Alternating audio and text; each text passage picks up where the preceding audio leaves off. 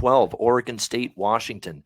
We've got the Washington Huskies, 4.5 point home favorites, 59.5, 60 being the total in this game. Oregon State, of course, we know when it comes to them, we love them at home.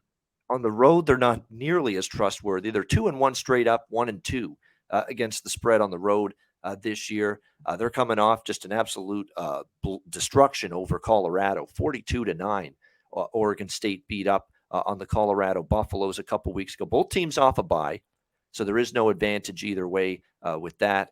Washington definitely kind of needed the bye, although they did win their last two games, but they're on an 0-4 ATS slide. The last three games they've been favored. They failed to cover. All of them were on the road, though. I will point that out.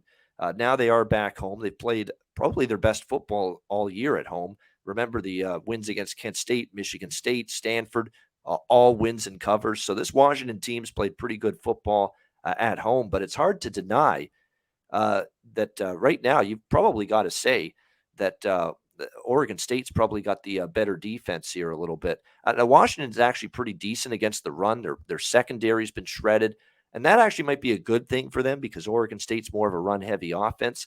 On the flip side here, you've got Washington with Michael Penix Jr. We know they can throw the football, and the one thing that Oregon State, can be susceptible with that is the passing attack.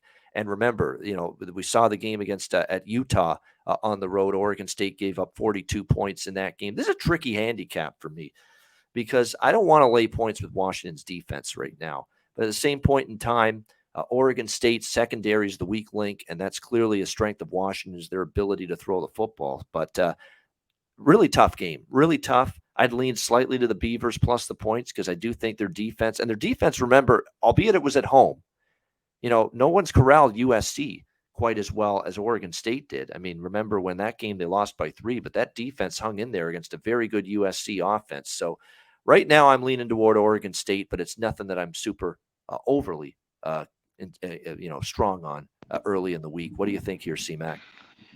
Yeah, this one's a little bit tough with the number. Washington's been a lot better at home. But it's hard to back a team covering this middle number, 4.5, 5. Basically, it needs to be a touchdown when your defense is that bad. I think the Beavers are a little bit better, like you were mentioning. That last game, it was at Cal. Cal, not the craziest offense, 28-21.